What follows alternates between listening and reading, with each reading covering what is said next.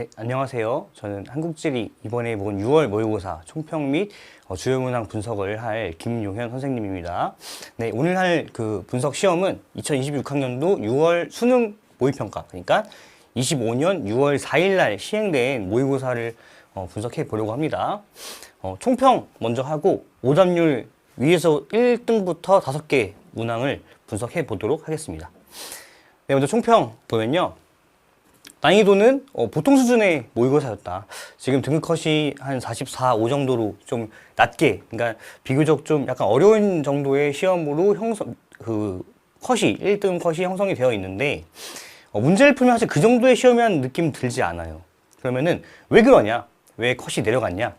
선생님 생각에는 뒷부분 학습이 미흡하니까 등급 컷이 낮다. 왜냐면은 6월 모의고사의 공통적인 특징입니다. 뒷부분, 한국지리는 1단원부터 7단원까지 대단원이 구성이 되어 있고요. 그 중에서 7단원은 지역지리예요. 그래서 각 지역의 특성을 지도를 통해서 좀 찾아내는 그런 문제가 많이 있는데, 사실 이 부분은 개념만 잘 학습이 되어 있으면 어렵지 않습니다. 그래서 원래는 수능에 가서는 정답률이 매우 높은 문항들이 많은데, 6월 모의고사에서는 그 단원의 문항들이 정답률이 매우 낮아요. 6월, 9월 수능 모두 시험 범위는 전범위이기 때문에 같지만 한국지리를 늦게 시작한 학생들이 있을 수 있고, 또 시간적으로 여유가 있지 않은 시기이다 보니까 6월 모의고사는, 그래서 또 최근에는 사탐론으로 인해서 뒤늦게 한국지리를 시작한 친구도 많이 있잖아요. 그래서 보시면은 그래서 보시면 메가스터디의 자료를 가져왔습니다. 자, 이번 6월 모의고사에서 4번은 67%, 5번 45, 12번 48, 14번 76%의 정답률을 보이고요. 전체 정답률의 평균은 59%예요. 즉, 지금 이거는 7단원의 문제만, 7단원에 해당하는 문제만 모두 가져온 겁니다. 이번 시험에서 7단원에 해당되는 문제가 4개가 있고 그 평균 정답률은 59%예요. 네, 다른 시험들 한번 볼까요? 6월 모의고사 22년부터 25년까지 22학년도 기준입니다. 4개 학년도의 6월 모의고사 7단원 평균 정답률은 69%. 근데 9월 모의고사는, 같은 기간에 9월 모의고사 7단원 문제는 73%입니다. 여기서 평균 정답률이 약 4% 정도 올랐죠. 수능에서는 같은 기간의 수능에서는 74%로 1% 더 올랐습니다. 그러니까 뭔 말이냐면 6월 모의고사에서 많이 틀리는 그런 지역지리 문제들은 시간이 해결해준다. 학습이 그냥 되면은 다시 자연스럽게 맞추는 문제들이고, 오답률이 사실 이렇게 높을 수가 없는 문항이다. 6월 모의고사의 어떤 그 트릭이라고 생각하시면 될 것 같습니다. 그래서 이렇기 때문에 컷이 낮게 형성됐다. 그 정도로 어려운 시험은 아니었다. 선생님의 개인적인 생각입니다. 네, 그리고 집중해서 봐야 될 개념으로는 이제 위도경도 문제를 1번 문항에서 냈고요. 오답률이 꽤 높게 나왔어요. 그래서 우리 대한민국 자체에서의 위도경도를 한번 학습을 해야 될 것 같고요. 또 고속국도와 고속철도의 문제가 다 하나씩 나왔습니다. 그리고 고속철도는 조금 쉽게 나왔지만 고속국도에서 이제 많은 학생들이 좀 오답을 보이는 게 있었는데, 이 선지가 좀 많이 헷갈렸던 선지였던 것도 작용을 한 것 같아요. 그래서 고속국도와 고속철도도 좀 잘 공부를 이번엔 해놔야겠다. 또 다음, 세 번째는 공식의 활용입니다. 이번에는 이제 연교차, 기후문제 연교차가 나왔는데, 연교차의 공식만 알고 연교차의 공식을 활용할 줄만 알면 사실 잘 풀리는 문제예요, 기후문제가. 그런데 그러기에 잘 되지 않다 보니까, 또 6월 모의고사여서 준비가 잘 되지 않던 그런 시기다 보니까 연교차에 대한 이 학습도 좀 부족했던 것 같습니다. 사실 근데 이렇게 공식을 이용하는 것은 연교차뿐만이 아니라 총부양비나 뭐 요량화 지수, 나아가서는 도시화율 등등 다양한 그런 공식들이 또 어떤 그 공식을 활용한 개념을 물어볼 수 있는 것이니까, 공식도 잘 한번 정리를 해두고 공식을 활용할 줄 아는 방법도 학습을 미리 해 두셔야겠습니다. 다음으로는 이제 근거리 지역 구분이 있어요. 사실 이 4번과 2번에 쓴 이유는 같은 이유입니다. 어떤 이유냐면 여기 그 5번 문제 보면은 강릉과 양양이 헷갈렸기 때문에 선생님은 틀렸다고 봅니다. 네, 그래서 근거리 지역 같은 비슷한 행정구역의 모양도 비슷한데 크기도 비슷한데 비슷한 지역이 있을 때 그 두 지역을 구분할 줄 알아야 될 거고요.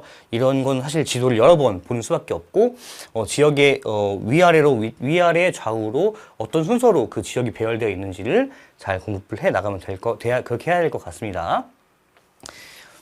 네, 그러면 다음 오답률 탑5 문항 보면요. 1위는 5번. 저희 그 모든 오답률은 다 메가스터디를 기준으로 했습니다. 가장 풀서비스를 참여한 학생들이 많기 때문에 가장 정확도가 높다고 선생님은 메가스터디 자료가 높다고 생각을 했고요. 자, 첫 번째는 5번. 아까 말씀드린 영동고속국도랑 강릉과 양양을 구분해야지 풀리는 그 문제였고요. 두 번째는 10번. 역매차 공식을 활용한 기후 문제. 세 번째는 15번. 내 지역의 인구가 어떻게 바뀌는지. 네, 인구 변화를 물어본 이 문제였고요. 네 번째는 12번. 그래서 충청 지역의 지역지리, 충청지방의 지역지리를 묻는 문제였는데 정말 쉬운데 이번에 오답률이 4위예요. 다음은 1번. 국토의 기본 개념과 경도를 좀 물어보는 문제가 나왔습니다. 그래서 이게 5번, 10번, 15번, 12번, 1번 순으로 이제 오답률이 첫 번째부터 정렬이 되어 있고요. 이거는 한번 1번부터 번호 순서대로 한번 선생님이 풀어보도록 하겠습니다. 네, 그럼 1번 문항부터 한번 해볼게요. 자, 1번 문제. 우리나라 영토 끝 여행기 내용이고요. 이 주어진 지문을 통해서 5개의 선지를 풀어내면 되는 것입니다. 가는 국토 최남단이라고 했기 때문에 마라도가 되겠죠. 마라도가 되고요. 목포항부터 추자도인데 목포항은 여기 출발한 곳이 목포항이고요. 이게 목포항이고 추자도는 가다 보면 중간에 여기 섬이 걸리는 곳이 있어요. 여기가 추자도입니다. 제주도에 속하는 추자도이고요.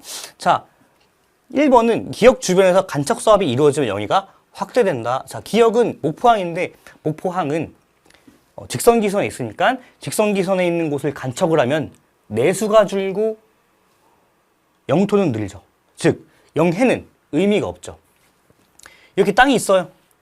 여기 섬이 있습니다. 이렇게 직선기선으로 이었어요.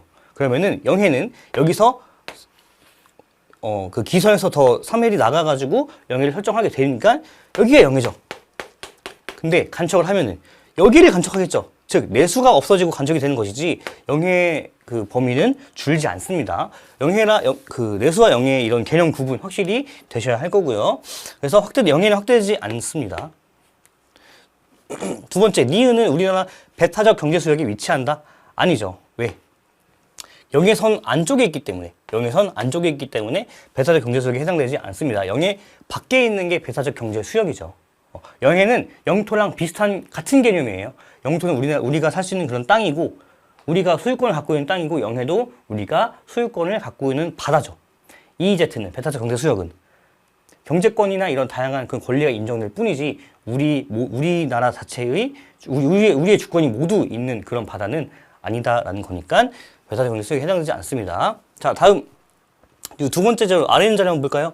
자, 여기는 이제 최남단 표지석이고 여기는 동쪽 끝 땅 끝. 그러니까 여기는 이제 마라도. 여기는 동쪽 땅 끝, 독도네요. 자, 국토 최동단인 나는, 그러니까 나는 최동단이니까 독도죠. 독도는 긴족하고 디귿은 영해의 기점을 이은 선. 그러니까 독도에서 영해의 기점을 이은 죄송합니다. 포항에서 영해의 기점을 이은 선이니까 우리나라의 이제 직선기선을 보면은 섬이 있는 곳이 있고 여기 포항 인근도 어떻게 보면 여기 직선기선으로 나아가죠. 여기 이 호미곶에 있는 거기도 직선기선이 이어서 여기를 영해를 설정하기 때문에 여기에 있는 영해 기점을 이은 선도 직선기선이 되고 직선기선. 네. 그리고 2시간 뒤에 도착한 독도죠. 네. 보면은 디귿은 직선기선에 해당한다. 네, 디귿은 직선기선입니다. 포항 쪽이고 울산 쪽에 동해의 유일한 두 군데 직선기선이 있는 곳, 거기에 해당되는 곳이니까 직선기선에 해당해서 답은 3번이 되겠습니다. 네, 답은 3번. 다음 4번. 가는 나보다 동경 127도 30분을 지나는 경선과 최단 거리가 멀다.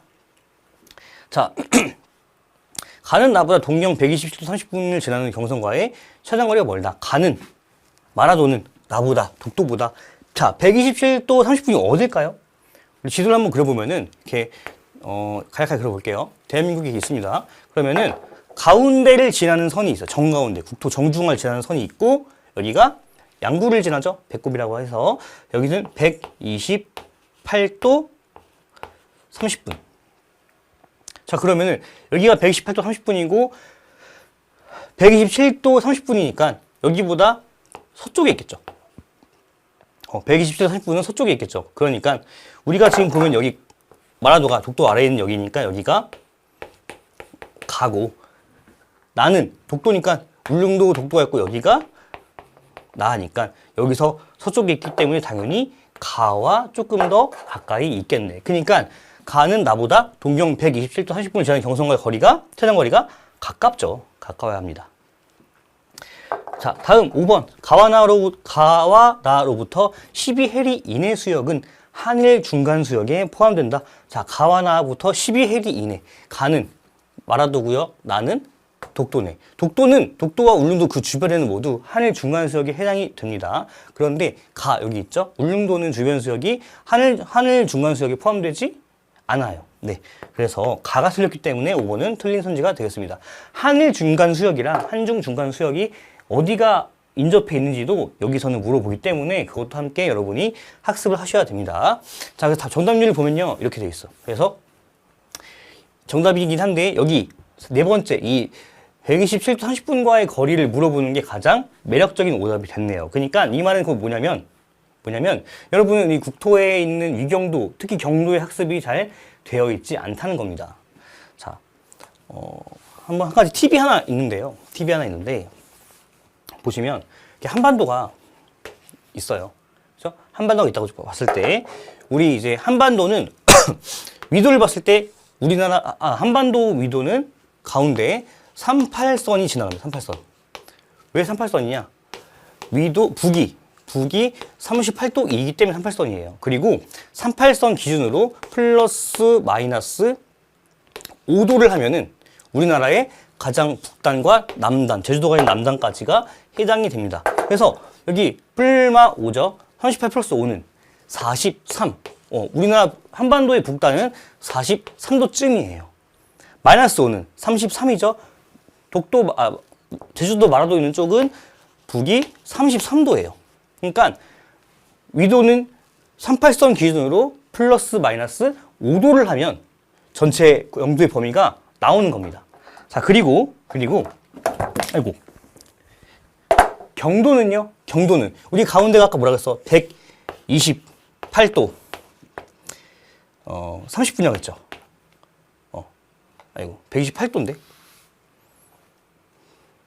죄송합니다. 128도예요. 자, 그 128도에서 여기는 우리나라는 위아래가 가로보다 조금 더 길어요. 근데 본토만 보면 훨씬 긴데 섬이 있기 때문에 조금 더 가로가 길게 되지만 그래도 위아래보다는 짧습니다. 그럼 여기는 뭐야?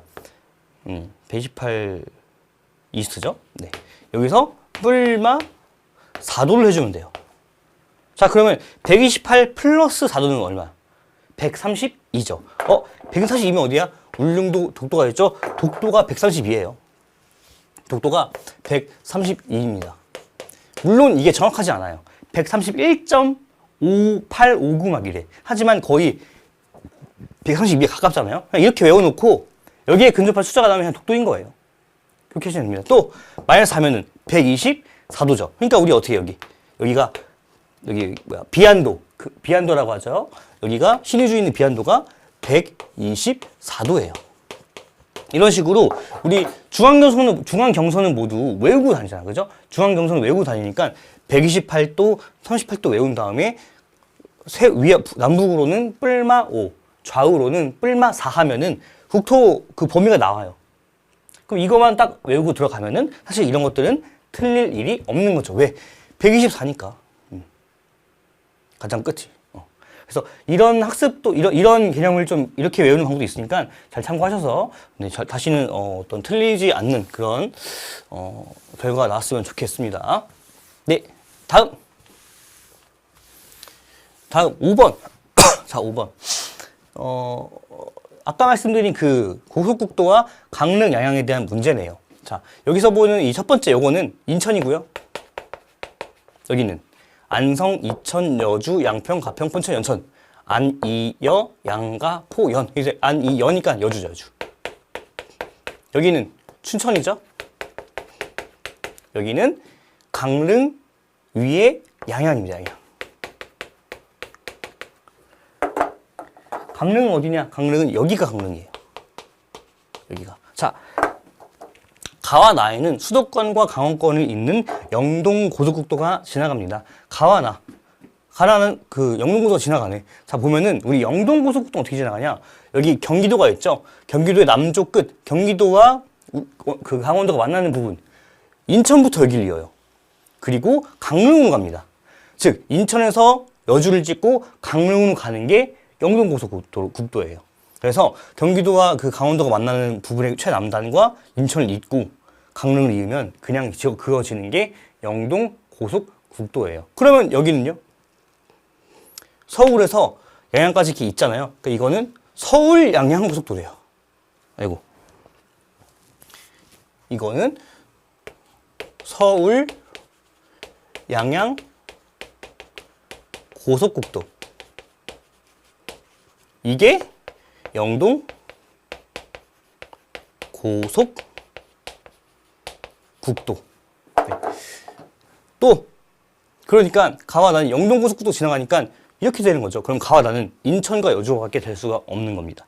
그리고 가와 다에는 외국과의 항공교통이 가능한 국제공항이 있다. 국제공항 여주에 있을까? 인천에 있을까? 당연히 인천에 있죠. 그러니까 인천이 가가 되는 거고요. 여주는 자연스럽게 이게 나니까 나가 되는 거고, 춘천과 양양 중에서 국제공항이 있는 곳은 양양입니다. 국제공항을 따로 학습을 하고 외우셔야 돼요. 양양에 국제공항이 있으니까 양양이 다고요. 가나라에는 수도권 전철이 연결되어 있다. 춘천에 있나요? 있죠. 경춘선 있죠. 경춘선. 그래서 나가 춘천입니다. 1번 가는 광역시 중 인구가 가장 많다. 아니죠. 보면은 여기서 또 16%의 학생들이 이걸 찍었는데 가장 인구가 많은 광역시는 부산이죠. 부산. 아직은 부산입니다. 물론 곧 인천에게 좀 뒤집힐 가능성이 있지만 아직은 그래도 부산이 확고한 2위입니다.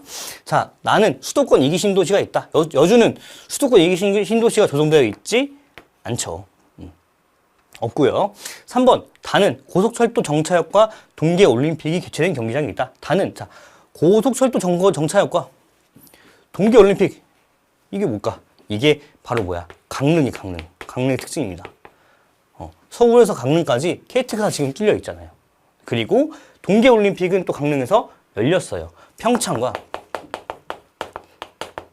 정선, 강릉이 동계올림픽의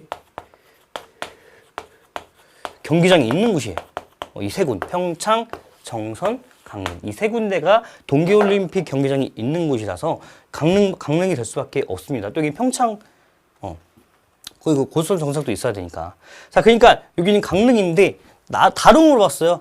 그러면 우리는 이제 다가 양양인데 여기에 색칠되어 있으니까 이걸 강릉으로 본 거죠. 아까 지어볼까요? 양양과 강릉을 지어보면은 모양도 비슷하고 강릉이 물론 좀 더 크지만 모양도 비슷하고 바로 위아래에 붙어 있어. 그러니까 양양과 강릉을 헷갈릴 수밖에 없는 거고, 그러니까 여기서 21%라는 오답률이 나온 겁니다. 이게 매력적인 오답이 된 이유는 양양과 강릉의 위치를 헷갈린 거예요, 학생들이 그냥. 그래서 여기가 양양이고 여기가 강릉이라는 게 꼭 아셔야 되고요. 강릉이 양양 아래에 있고요. 어떻게 구분해요? 그러면은 자 여기부터 그냥 올라가면 돼요. 여기가 뭐냐면 삼척이야. 아래가 삼척. 그리고 강릉과 삼척 사이에는 여기가 동해. 원래 옛날에는 삼척이었습니다. 근데 인구가 많아지면서 동해시로 따로 빠졌고요.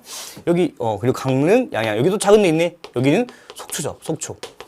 그리고 여기가 고성. 맨 위가 고성. 이 순서만 기억을 하셔야 돼요. 그래서 양양과 강릉을 꼭 구분을 하셔야 됩니다. 이거는 너무 학생들이 많이 틀렸기 때문에 다시 한번 충분히 또 나올 수 있는 개념이 되겠습니다. 자, 그리고 라는 춘천은 도청 소재지고, 이거 고네요. 이 고 맞나요? 맞죠? 도청 소재지죠. 강원도청이 춘천에 있고요. 소양강댐이 있다. 춘천은 무슨 도시? 호반의 도시. 호반은 뭐냐? 호수가 많은 도시. 그러니까 호수가 많다는 거 뭐예요? 댐이 있으니까 그 댐이 있으면서 물이 고인 곳이 호수가 되는 거죠. 그러니까 소양강댐도 있겠죠. 북한강이 지나갑니다. 그래서 맞는 선지가 되겠습니다. 이건 틀린 거고요. 답은 4번. 그리고 5번 다와라. 양양과 춘천은 의 지명 첫 글자는 강원도라는 명칭이다. 아니죠. 강원도는 뭐야? 강릉과 원주죠. 그래서 이것도 틀렸습니다. 자, 근데 이것도 5%밖에 안 나와요. 이거 왜냐면은 강릉은 아마 여러분이 학생들이 이게 강릉이라고 했잖아요. 헷갈렸다 했잖아요. 학생들이. 그러니까 이거는 맞다고 생각했을 거야. 근데 여기서 틀린 건 알았을 거야. 원주는 여기 있는 거니까.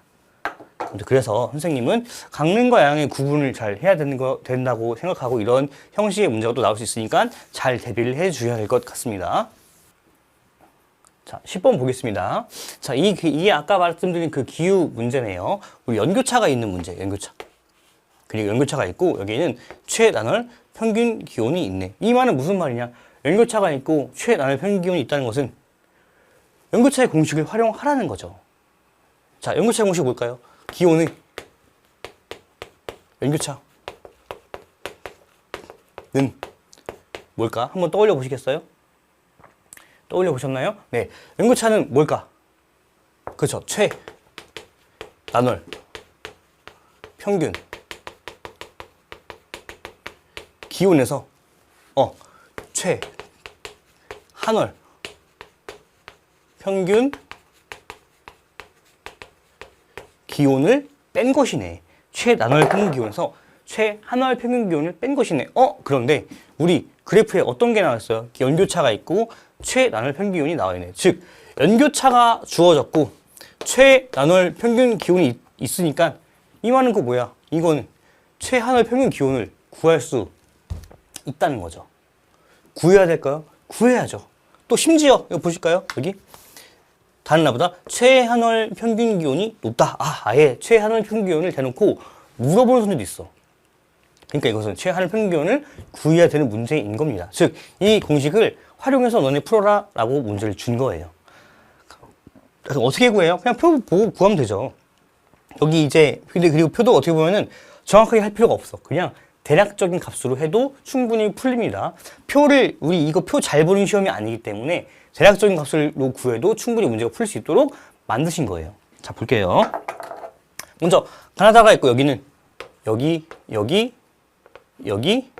여기는 인천이겠고요. 여기 인천 옆에니까 강릉이죠.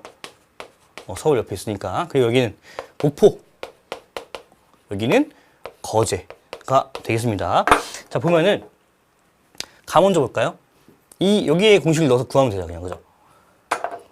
문제 들어볼까? 가. 자, 가는 연교차가 몇일까? 연교차가 27. 조금 위에 있지만 이 정도는 무시해도 됩니다. 연교차가 27. 27은 최나널 평균 기온이 25.5 정도 되겠네요. 그럼 25.5 마이너스 x네. 가는 연교차 27은 25.5 마이너스 x니까 이렇게 한번 그어볼게요. x는 몇일까? x는 마이너스 1.5가 돼야죠. 그죠? x는 마이너스 1.5가 돼야죠. 그럼 최하의 평균 기온이 몇이다? 영하 1.5도다. 다음, 볼까? 나는, 자, 연교차가 24 조금 위에 있는데 그냥 24로 보겠습니다. 최나널 평균 기온은 25로 볼게요. 그럼 연교차는 24고, 최나널 평균 기온은 25니까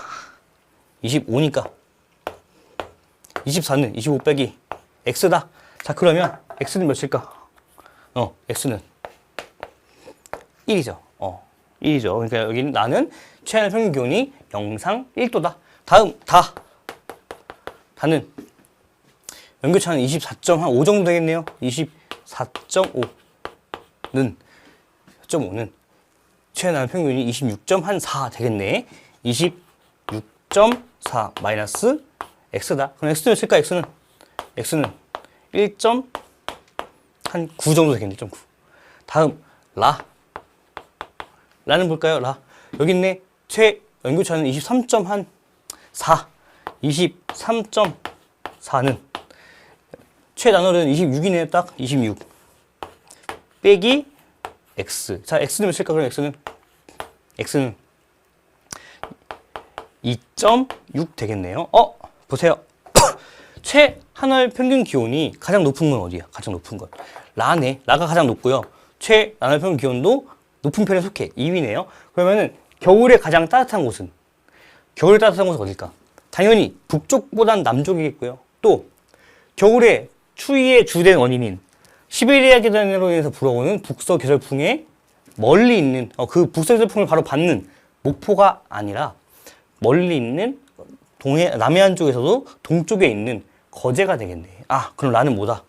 거제가 되겠네요. 그리고 또 그 다음 최하늘 평균 기온이 높은 곳은 다인데 1.9. 그러면서 최나날 평균 기온은 가장 높죠. 그럼 어딜까? 남쪽이면서 최하늘 평균 기온이 높으니까 거제가 아닌 목포고, 또 심지어 여기는 앞은 바다지만 그 도시의 동쪽은 다 대륙이니까 여름에 조금 더 거제보다 더울 수 있겠죠. 거제는 섬이거든요. 그럼 여름에 덥고 겨울에 따뜻하니까 목포가 다가 되겠네. 그리고 가와 나중에서 가는 최하늘 평균이 유일하게 최하늘 평균 기온이 영하에 있고요. 나는 영상에 있네. 그러면은, 그리고 연교차는 가가 제일 크네. 그러면 가는 인천이죠. 인천. 나는 강릉이죠. 왜? 여기는 이제 난류가 흐르고 북서해풍을 차단해주는 그 지형적인 특성이 있기 때문에 따뜻하니까. 그러면 가나 다 나왔네. 이렇게 푸는 겁니다. 자, 그래서 1번 가는 나보다 겨울철 강수량이 많다. 가는 나보다 겨울철 강수량, 나는 겨울철에 오호츠크의 계단이 여기서 불어오는 바람이 산을 타고 올라가다가 눈이 내리기 때문에 나가 가보다 더 많죠. 이거는 틀렸죠. 두 개가 바뀌어야죠. 2번 가는 다보다 저희도에 위치한다. 가는 다보다 고緯도에 있네요. 아니죠. 3번 나는 나보다 연평균 기온이 높다. 여기가 더 남쪽에 있으니까 당연히 남쪽에 있는 거제가 연평균 기온이 더 높죠. 이것도 바뀌어야죠. 바뀌어야지. 4번 다른 나보다 최하늘 평균이 높다.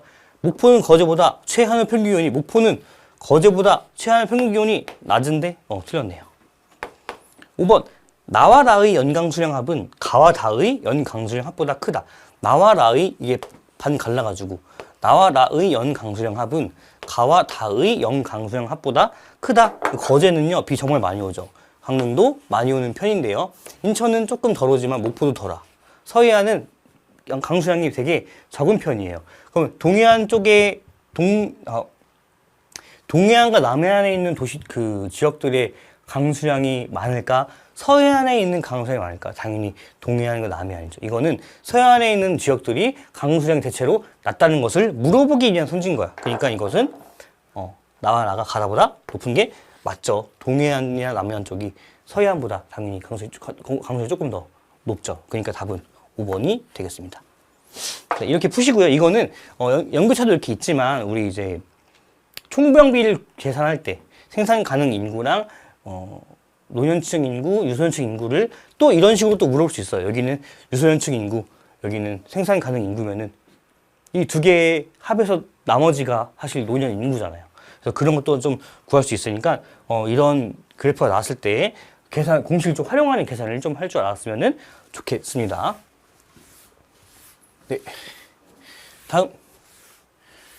네. 다음 충청지방 답사. 이건 좀 빠르게 할게요. 이거는 쉬운 문제예요. 쉬운 문제인데 그냥 6월 모의고사이기 때문에 정답률이 낮게 나온 그런 문제겠습니다. 자, 보면은 자, 충청지방 A는 어딜까? A는 홍성이고요. B는 청양이죠. C는 청주. D는 진천. E는 충주. 자,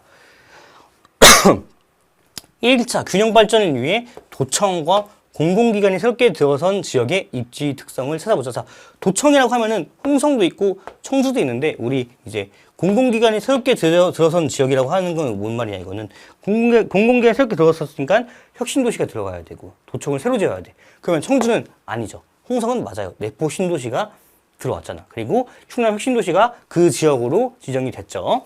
그래서 1차는 홍성이니까 A.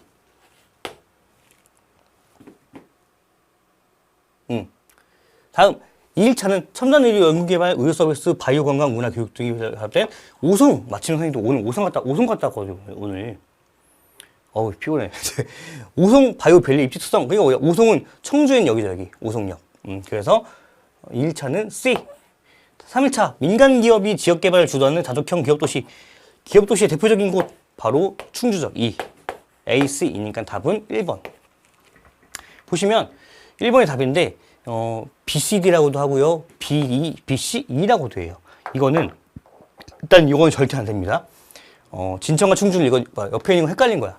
강릉, 양양처럼 옆에 있는 지역을 헷갈린 겁니다. 그러니까 잘 지도학습이 돼야 되고, 요거는 B로 봤네? B 아니에요? 아니에요. 왜 B로 봤냐? 학생들이 그 B 이유는 뭐냐? 선생님 생각하기에는 홍성과 여기 예산, 여기 예산이야. 홍성과 예산에 묶여서 여기 사이에 이쯤에 두 지역의 경계에 내포 신도시가 생겼거든요. 근데 학생들은 B가 예산으로 착각을 이제 한 것 같아요. 그러니까 뭔 말이냐? 홍성과 예산은 이 대각선으로 이렇게 붙어 있는데 B가 청양이 예산인 줄 알았다. 즉 지도 학습이 덜 된 것이다 라고 하는 겁니다. 그런 이유로 생각이 되고, 해결 방안은 뭐냐? 그냥 지도를 많이 봐야죠. 시간이 해결해주는 문제예요. 6월 모의고사이기 때문에 틀린 것이고, 시간이 해결해줄 문제이기 때문에 이런 정답률이 나온 것들은 다 여러분 그냥 학습이 덜 됐기 때문인 것밖에 없어.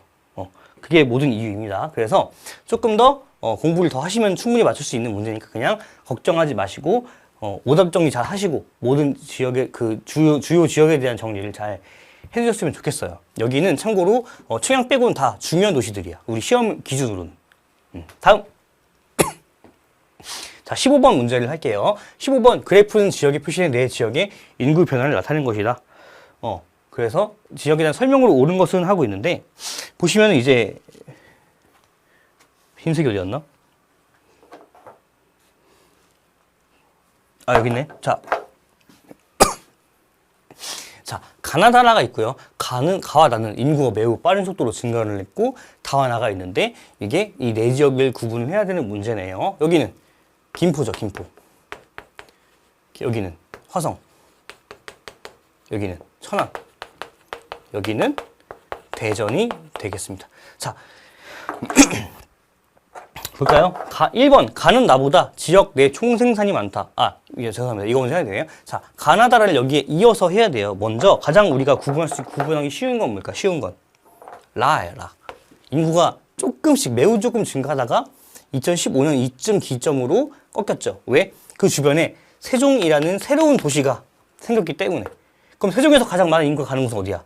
물론 천안 갔지만 대전에서 정말 많은 인구가 갔습니다. 그러니까 라는 뭘까? 라는 대전이 되겠고요. 다는 조금씩 증가를 하고 있어요. 천안은, 특히 천안과 여기 아산은 수도권 공장 총량제 같은 경우도 있고, 점점 신도시가 개발이 되면서 인구가 계속 점진적으로 늘고 있는 곳이에요.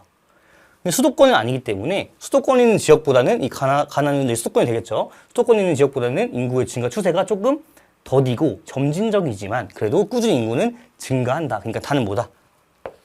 천안이다. 자, 가와 라가 있네요. 어떻게 구분합니까? 자, 가와 라는 2010년 기점으로 인구가 갑자기 엄청 증가를 했는데, 가는 웃긴 게 뭐냐면 가는 그게 두 번 있어요. 2000년부터 2010년까지 이렇게 한번 쭉 증가를 하고 2010년부터 2020년까지 한 번 더 증가를 했네. 즉 어디가 더 추진력을 받고 있는 도시다. 가가. 그럼 김포, 화성 중에서 조금 더 추진력을 받고 더 그 지역의 경제가 활성화된 곳은 어딘가? 화성이죠. 화성이 가죠. 김포는 나고요. 김포는 어떤 신도시가 있을까요, 여러분? 김포는 한강 신도시. 한강 신도시고요. 이기예요. 그리고 김포의 특징이 뭐야? 특징. 자족이 매우 약합니다. 그래서 거의 침상도시의 기능을 많이 해요. 베드타운이라고 하죠. 그래서 최근에도 정치권에서 김포를 서울에 편입하자 이런 얘기 왜 나왔을까? 김포에 엄청나게 많은 인구가 서울로 통학을 해. 즉 김포의 경제활동은 다 어디서 기인했냐? 서울에서. 자족성이 적어요. 반면에 화성은 동탄신도시가 있어. 동탄신도시. 마찬가지로 이기신도시입니다. 근데 동탄신도시는 웃긴 게 뭐냐면 두 개가 있어요. 1동탄이 있고요. 동탄 1신도시가 있고요. 동탄 2신도시가 있어요. 즉 동탄에 신도시가 몇 개야? 두 개야. 왜? 너무 많이 오니까 그게 감당이 안 돼서 한 번 더 신도시 한 개 더 지은 거야. 그래서 인구가 조금 더 증가한 거죠. 또 어떤 특징이 있어요? 제조업이 매우 발달한 곳입니다. 경기도 내에서 제조업 생산액이 가장 많은 곳이죠. 출하액이. 그러니까 가가, 화성, 나, 김포. 화성 그리고 인구가 100만이 넘었기 때문에 이제 특례시로 발돋움을 하고 있는 그런 도시가 되겠습니다. 자, 그러면 이거 이렇게 보면은 이건 이제 이것도 인구 문제지만 지역의 특성을 조금만 더 잘 알게 되면은 충분히 풀 수 있는 문제가 되겠습니다. 1번 가는 나보다 지역 내 총생산이 많다. 당연히 화성은 나고 김포보다 총생산이 가장 많아요. 경기도에서 가장 총생산이 많은 곳이 화성이에요. 맞네. 답은 1번. 2번 나는 나보다 전문과 기술 서비스업이 종사수가 많다. 김포는 대전보다 아니죠. 대전이 뭐야? 과학기술 도시죠. 여기 있는 유명한 대학 카이스트 있죠. 또 뭐 꿈돌이를 비롯해서 대덕 연구산업단지가 있고 그런 연구단지가 많이 있는 과학기술 도시이기 때문에 대전은 전문과학기술 서비스업이 매우 종사자 수가 매우 그 지역의 인구에 비해서 매우 높은 편입니다. 그러니까 이거는 나와 라가 바뀌어야죠. 3번 다는 가보다 이게 걸어가 안 됐네요. 외국인 주민수가 많다. 천안은 화성보다 외국인 주민수가 많지 않습니다. 화성이 조금 더 많아요. 화성이 더 많습니다. 자, 보통 외국인 인구수는 어떻게 구하냐? 보통 외국인 인구수가 많은 곳은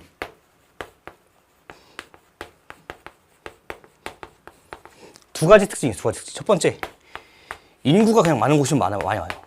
인구가 많은 곳은 외국인도 많이 있어요. 두 번째, 제조업이에요. 제조업이 발달하면 또 외국인이 많이 계십니다. 자, 그러면은 둘 중에서 제조업이 어디가 더 발달했을까? 둘 다 발달했죠. 둘 다 발달했어요. 하지만 물론 화성이 조금 더 발달했어요. 인구는 천안은 인구가 70만 명이고요. 화성은 인구가 100만이야. 그러면 이 두 가지 모두 화성이 근소 우위를 가지고 있는 요소죠. 우위를 가지고 있는. 그렇기 때문에 외국 인구는 화성이 더 많다고 추론할 수 있는 겁니다. 외국인 인구를 모두 외울 필요가 없어요. 이 특징에 기반해서 외국인 인구를 외우면 되고 그 중에서 하나만 딱 뭐냐? 안산. 안산은 단일 그 시군구 중에서 가장 외국인 인구가 많은 곳이고 그것만 외우고 나머지는 여기에 비례해서 간다고 보시면 되겠습니다. 이것도 보면 천안과 화성같이 매우 도드라진 두 도시를 비교하기 때문에 이 정도의 특징은 충분히 이건 구분할 수 있는 선지가 돼요. 그래서 외국인 주민수는 화성이 조금 더 많습니다. 다음, 다는 나보다 천안은 대전보다 인구 밀도가 높다. 천안은 대전보다 볼까요? 우리 인구 밀도는 뭐야? 인구를 면적으로 나눈 것이죠. 면적은 어때요? 비슷해. 인구는 천안 70만인데 대전은 144만 정도 돼요. 즉 면적은 비슷한데 인구는 대전이 2배가 많아. 그럼 인구 밀도 어디가 높은 거예요? 대전이 높은 거죠. 그러니까 다는 나보다가 아니라 나는 다보다 바뀌었죠. 이게 또 틀렸네요. 다음 가와 다는 수도권, 나와 라는 충청권이다. 이만큼 선을 그어서 아래는 충청권, 위는 수도권이네. 그럼 나와 가가 수도권이고요. 다와 라가 충청권이네. 그래서 틀렸습니다. 답은 1번. 보시면 정답률도 이건 되게 고르게 배치가 돼 있어요. 이게 정답인데 19, 10, 14. 그래서 그냥 여기에 부분에 대한 이런 종합적인 학습이 잘 어려운 거고 이건 단원 종합으로 사실 문제가 들어간 거죠. 인구도 있고 지역도 있고 산업도 있고 인구도 있고 인구도 있네. 도시도 있고 신도시. 그래서 이런 종합적인 단원을 다 여러 개 배웠을 때 그 한 지역을 가지고 종합적인 사고가 충분히 가능하도록 학습이 되어야 하겠습니다. 네, 지금까지 한국지리는 다 마무리했고요. 보시면은 이제 시험이 되게 어렵지 않아요.